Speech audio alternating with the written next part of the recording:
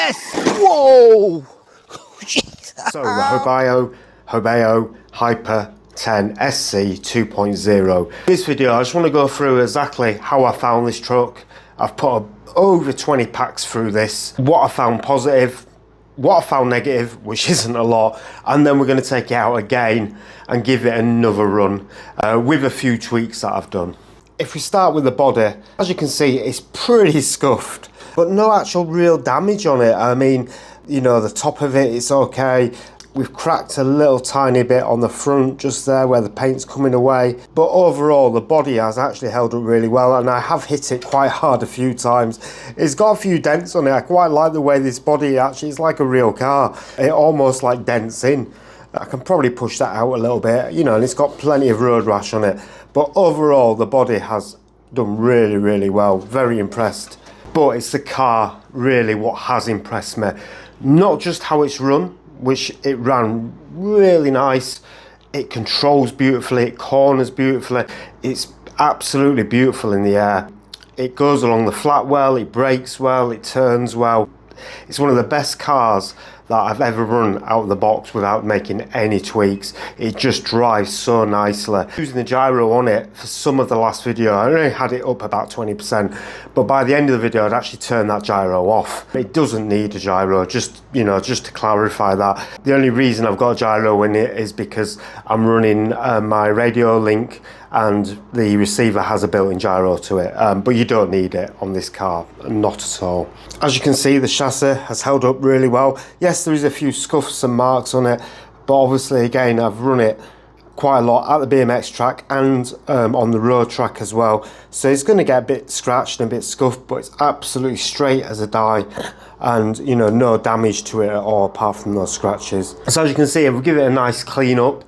I've also taken out the rear diff, the centre diff and the front diff just to check them, give them a once over, see what kind of condition they were in, and they were greased well, and the actual fluid inside them was perfect. So I've topped them up with some slightly heavier fluid, but not loads. I mean, they come with very light fluid out of the box, and I didn't want to take out that drivability. Just topped the centre up with some 100k. I topped the rear up with some 30k, and I topped the front up with some 50k, but I left the fluid that was already in there, so it's only going to slightly thicken it, and I just wanted to do that just to give it a little bit more air control when I'm bashing it and things like that, but it shouldn't take away the actual control of the car. If I was racing this car, I would have probably left it as stock or even lightened it up a little bit. The shocks I have left as they are. I've just put a bit more tension on the rear just for when I'm jumping it. Really, I probably should put some of the grey springs on them, the harder springs, but they've not come through yet. I have ordered those. A few of the things I was really impressed with when I was taking this car apart. One of them is the hardware on this car. All these screws on this car are really high quality. So I'll just take a screw out just randomly using my MIP driver. I don't know if that's going to zoom in or not, but I think it's 12.9, which will tell you how good the actual steel is on these screws. But the way I know how good these screws are is when I put it on my end of my screwdriver, it doesn't fall off, it's not magnetised, but the tolerances are really good. There's kind of just no movement in the top of the screw head at all. And I know the tolerances are good on the MIP driver, and that means that the tolerances on these screws are really good. None of these screws on this car felt like stripping at all. And for me, I think it's just that attention to detail from Hobao that they're not cheaping out on cheap screws or anything like that. The hardware is really good. Things like the shocks, I took these out and the shocks just feel like they're brand new. They're just set up so nicely. Checked the fluid levels in them, which was absolutely fine. Another thing what really impressed me about this car was when I was taking the diffs out, you see this, you can see here, this is the plastic from the diff housing. So that holds the diff housing in place. So you've only got 4 screws holding it into the chassis. But even when you take these 4 screws out, that diff housing doesn't move. It's cured in there, which just means that, you know, you've got less chance of stripping gears and things like that. It doesn't move around as much. Even if where these screws go into wears down a bit, they don't screw in tightly, your diff is still sitting in there nice and secure. Really nice feature, just works really well. Another feature of this car that I really like is how the rear diff is connected directly to the centre diff. So there's no dog bone between the rear diff and the centre diff. But what that means is there's just no kind of play or anything like that between these diffs. You've got that direct drive there, which really does make a difference, and it just means that it's all securely in there in place. The weird thing about this car is it's not the easiest to work on, so it's not as easy to get your diffs out as say it is on an Armour. The plastics are probably not as good quality as they are on a Traxxas, but when you're actually taking this thing apart and you're checking your diffs out and things like that, it just feels premium. The seal bearings feel really good quality, the plastics feel very good quality, the hardware feels very good quality, and what you're paying for this car is absolutely amazing. I mean, for here in the UK, under £200 for a roller, just over £300 for an RTR of this quality, I think is just amazing. You know, you compare it to something like the 23S Senton, this is around £70 cheaper. And it's, for me, the quality in this car is just so much more. You know, you've got a full metal chassis, full metal shock towers, you know, the centre diff, which now the Armour 3S cars do have, to be fair to them.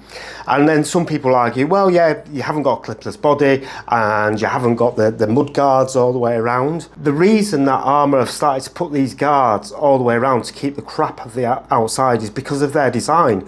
It's a tub chassis, so it's going to collect dirt. You know, I've just gone more simpler. You know, it's an open chassis, it's nice and flat. So yes, stuff can get in there, but it can actually come out as well. It doesn't get stuck in there. That's what I found anyway. So they don't need to put high guards up to stop crap going in there, because it just falls out on its own. The only thing that I've had to adapt is the battery tray, which is a bit of a shame actually, because the batteries I was using were a bit too long, and now I've got some new C&HL batteries which actually fit in there perfectly.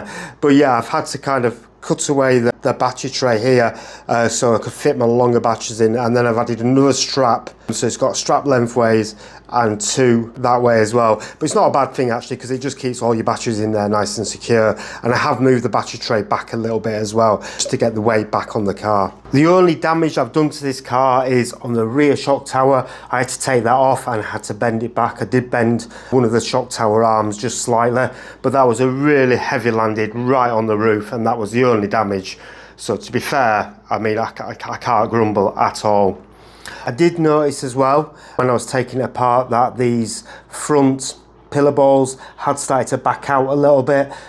For me, it's not a massive issue. I just screwed them back in a little bit and now they're in there. I mean, they hadn't come out fully, they just loosened off a little bit.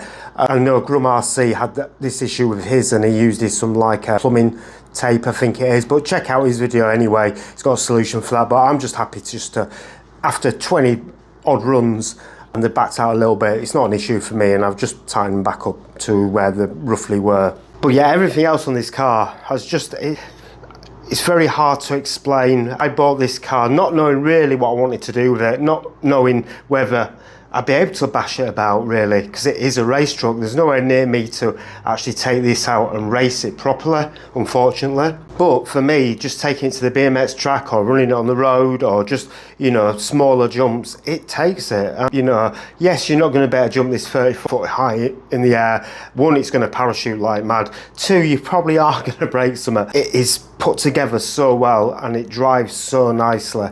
And I think if you're not bothered about sending it 30 foot in the air, but you just want to do small jumps or keep it on the ground, this car is one of the best value cars out there this year, what's come out in 25. You know, this is not far off the price of some of the cheaper Chinese cars that have come out. You know, you look at something like the Rallo F10 rally car, that's not far off this price, and the quality you get on this, it far exceeds something like that. I mean, just down to the fact the way it's put together, the way it's designed, you know, a lot easier to work on. It's got mod 1 gearing. The diffs in this look more like 1/8 size than the 1/10 size to me. The way you can actually adjust everything on this car to make it run how you want it to run. I mean, some of the stuff I love on this is just down to the detail. You know, you've got Hobao on the tyres, but I missed this when I first unboxed it. You've got Hobao on the wheels. You know, it's just that attention to detail. I'm not a massive fan of these wheels, the way they look, but they're kind of grown on me. But I just love that attention to detail there is. And these tyres and wheels have held up really well.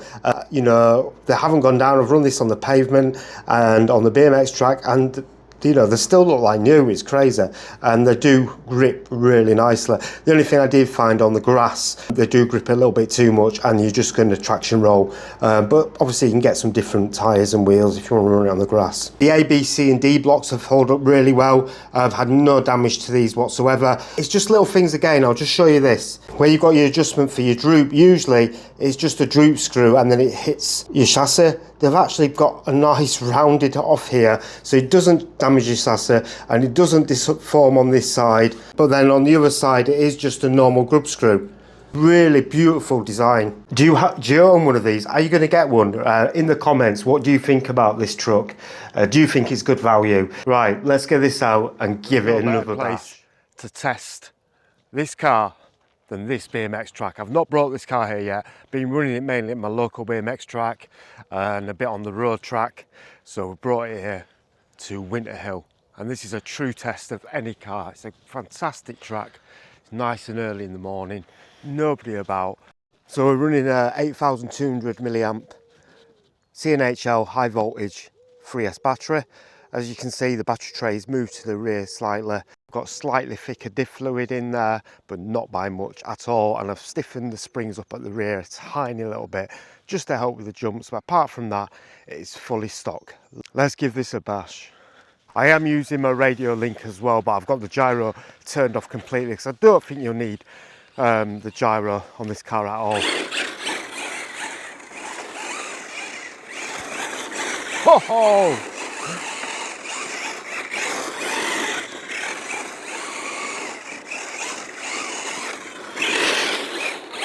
Straight away tell these high voltage batteries make such a difference, they really do. Oh, this car is awesome. I love full pelt in this thing. It's absolutely brilliant.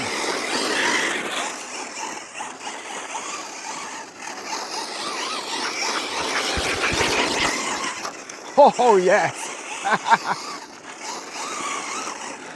So controllable. Runs so nice. By the way, this is one-handed driving. No gyro. Such a pleasure to drive this car.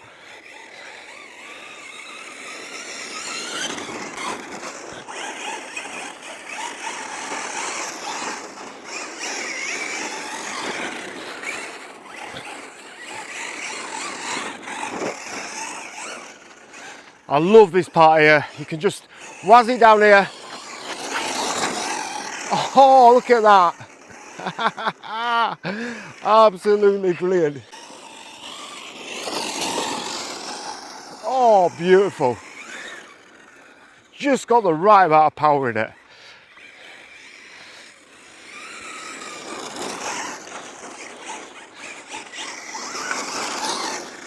I love the sound of this car. I just think it sounds so cool. It sounds like no other car I have.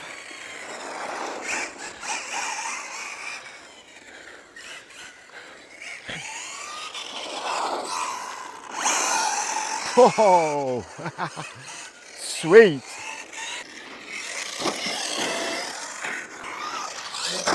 Nice. That jumps so well.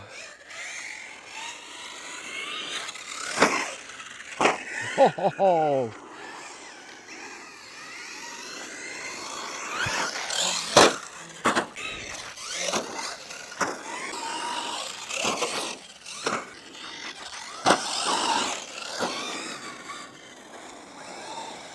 Just such a nice controllable car.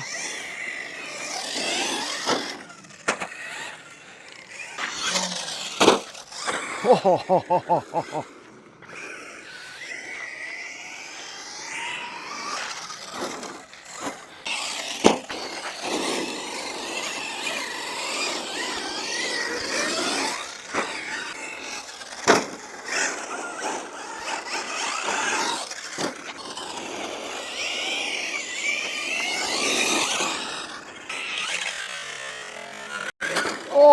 beautiful.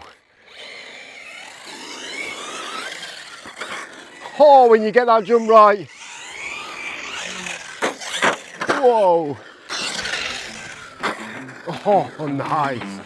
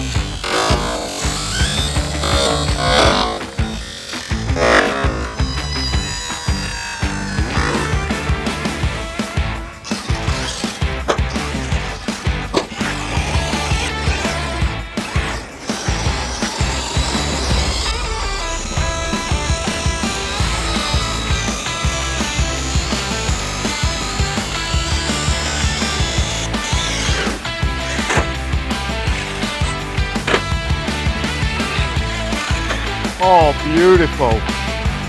So controllable. These high voltage batteries definitely give it a lot more punch.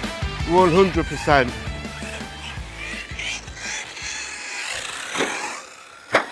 Nice. Oh, look at that land though. Land's so nice. Oh, beautiful.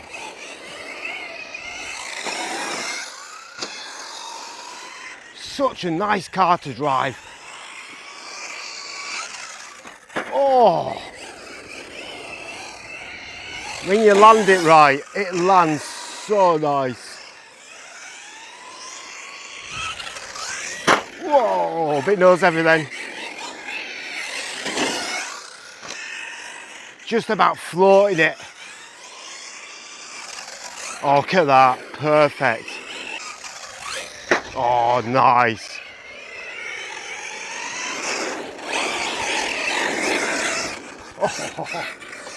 Oh, I love this car. This car is awesome.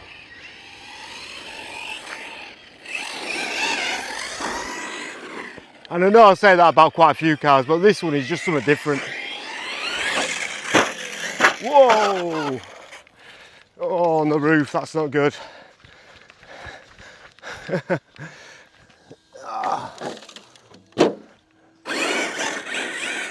But she survives. Like I say, this car is not designed really for this, but it does really well. I mean, look at it.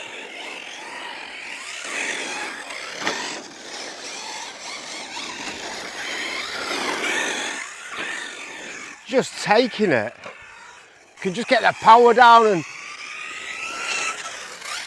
Oh, what a nice jump. What a nice jump. Oh, awesome. Whoa. Everybody has to have a short course truck in their arsenal. I think for this kind of terrain though, those hard springs would be a good idea.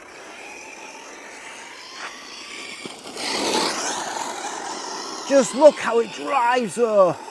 I mean, look at that. Tiny little input.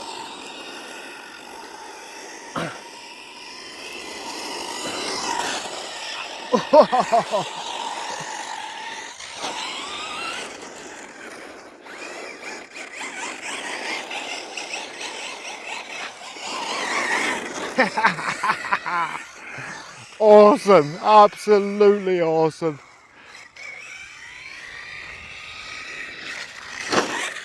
Oh, beautiful.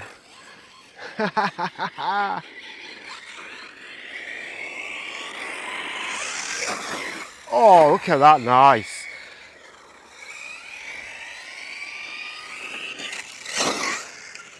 Oh,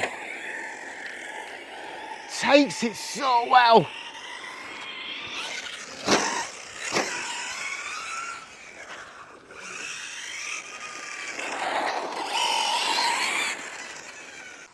This car is just something different. I mean, look at that go, look at it.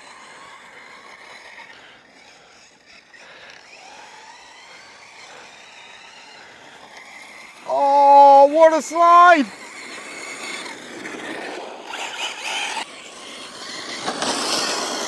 Oh, nearly. Whoa! Overcooked it that time.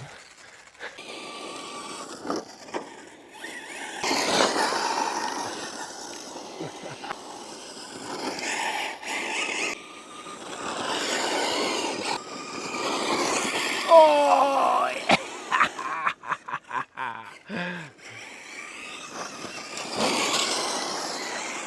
Let's full throttle it. Oh no, I can't get it down. Oh, we've got fishtail going on.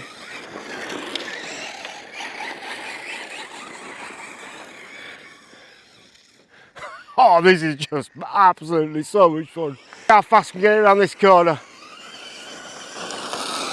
Oh yes! Oh, just lost it. Let's try again. I want to get it full throttle around this corner. That wasn't far off then. Oh yeah! Oh no, look! Whoa! Oh no, too early that time. Oh yeah! Oh, nearly. Yes! Oh yes! Oh, perfect! Whoa!